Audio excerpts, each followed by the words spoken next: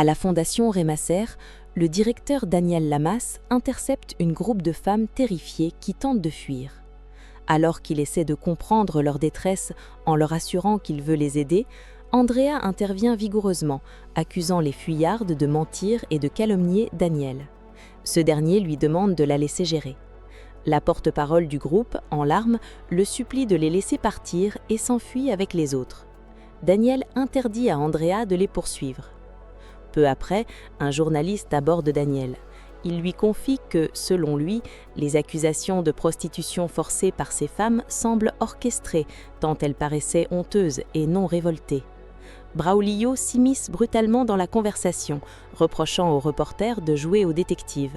Le journaliste recadre Braulio, puis prévient Daniel qu'il va mener l'enquête sur son passé. Face aux caméras, Daniel clame son innocence avant de s'isoler, soutenu par Braulio qui chasse le journaliste insistant sous peine d'appeler la police.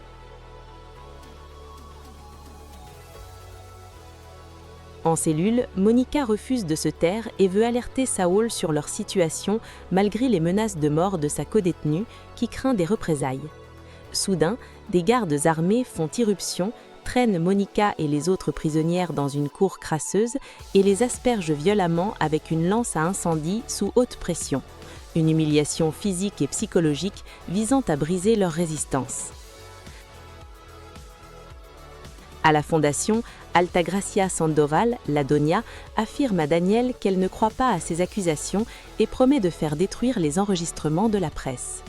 Elle lui demande s'il a eu un geste déplacé, ce qu'il nie, convaincu d'être la cible d'une machination personnelle. Altagracia le met en garde contre le mystérieux journaliste qui ne travaille pour aucun grand média connu. Plus tard, chez elle avec Braulio Padilla, Altagracia exprime sa fureur. Elle refuse que Regina côtoie Daniel, révélant qu'il fait partie des Monkeys, le groupe d'hommes qui l'ont violé dans sa jeunesse. Submergée par un sentiment de trahison générale, elle trouve en Braulio un soutien indéfectible.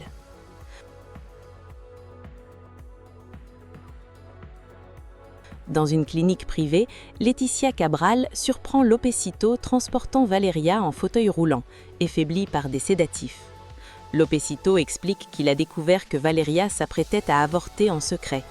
Laetitia s'excuse d'avoir poussé Valeria à l'écouter.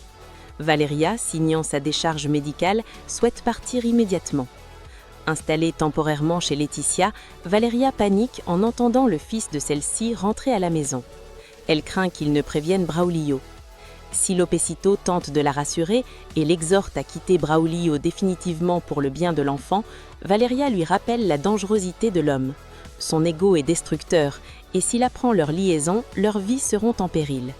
Lopecito lui jure de la protéger. Dans un restaurant, Saúl Aguirre attend un contact pour l'enquête sur le meurtre de son père, Don Jaime. Après un point téléphonique infructueux avec Karen concernant l'absence de témoins pour disculper Margarita et Monica, Ximena le rejoint. Saúl la pousse à bout et exige la vérité. Il l'accuse d'avoir pactisé avec Braulio Padilla et Altagracia pour saboter les négociations de son père. En larmes, Ximena avoue avoir menti à Don Jaime pour le décourager, sans imaginer qu'il se rendrait furieux sur le chantier. Elle commet alors une gaffe en parlant de le faire assassiner. Saúl se fige, la saisit par le bras et somme à Ximena de révéler comment elle sait qu'Altagracia a commandité le meurtre, brisant la version officielle de l'accident.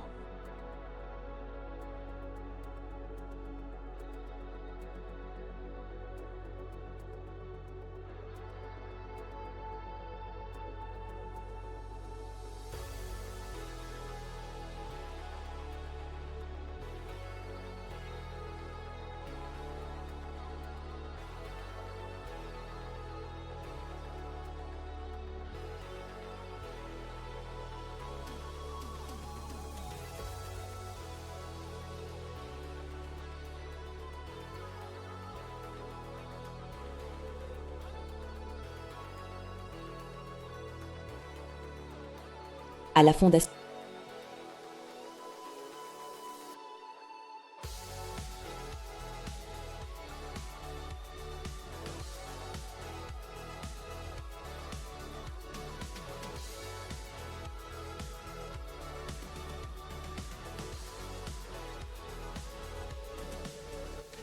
intercepte une groupe de femmes terrifiées qui tentent de fuir.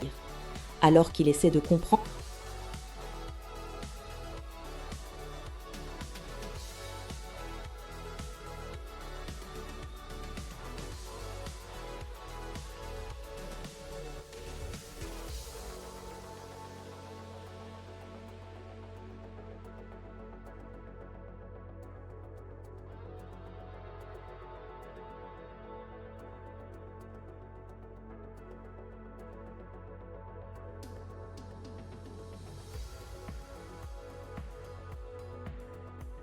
ce dernier lui demande de la laisser gérer.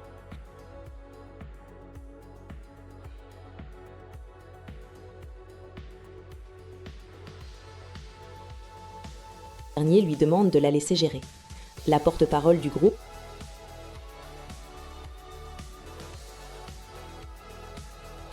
tenue par Braulio qui chasse le journaliste insistant sous peine d'appeler la police.